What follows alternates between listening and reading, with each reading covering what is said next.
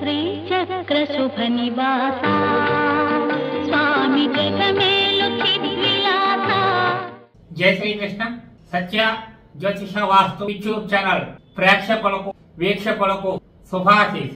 ఈ రోజు మనం ఈ వీడియోలో వ్యాపారాలు నష్టాలు అనే సమస్య గురించి తెలుసుకునే ప్రయత్నం చేద్దాం.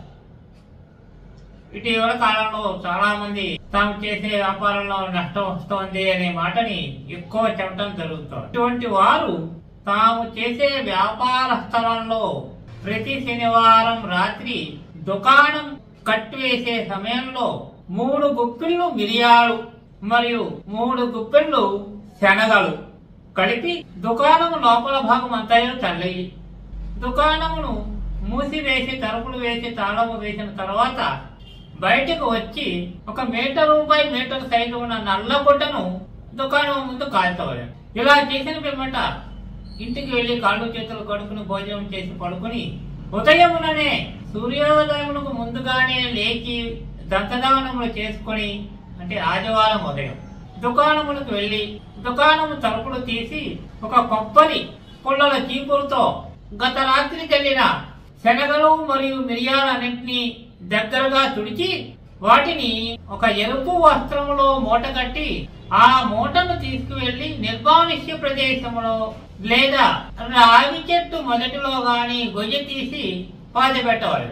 ఈ విధముగా కొన్ని శనివారములు చేస్తున్న ఎడల ఖచ్చితంగా మంచి ఫలితములు వచ్చి వ్యాపార అభివృద్ధి జరగగలదు.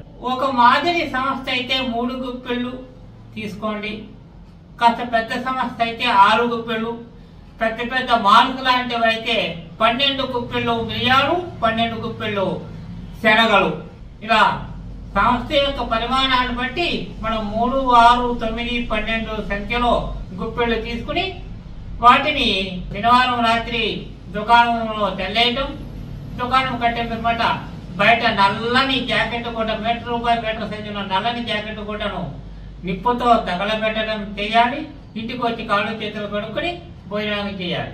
మరుసటి రోజు ఆదివారం ఉదయం 5 గంటలకల్లా లేచి దంతదానం ముగించుకొని దుకాణంలోకి వెళ్లి దుకాణం తలుపులు తీసి గత రాత్రి వెళ్ళిన శనగలు మిరియాలను కొబ్బరి పుల్లల చీపురుతో శుభ్రంగా తుడిచి వాటిని 1 ఎర్రని బట్టలో మూట కట్టి ఆ మూటను తీసుకువెళ్లి నిర్మానుష్య ప్రదేశంలో గాని లేదా ఊరికి దూరముగా ఉన్న రావి చెట్టు వద్ద గాని గొయ్య తీసి పాతి పెట్టి రావటం వలన ఖచ్చితంగా వ్యాపారాభివృద్ధి జరిగి మీ కుటుంబం సుఖశాంతులతో నివాసం చేయగలదు. ప్రయత్నించి చూడండి. చాలా అద్భుతమైన ప్రక్రియ. చాలా మంది చేసి చాలా బాగా అభివృద్ధిలోకి వచ్చాం గురువు గారు అని చెప్పిన విషయాలను చాలా మంది కామెంట్ చేశారు వాట్సాప్ లో.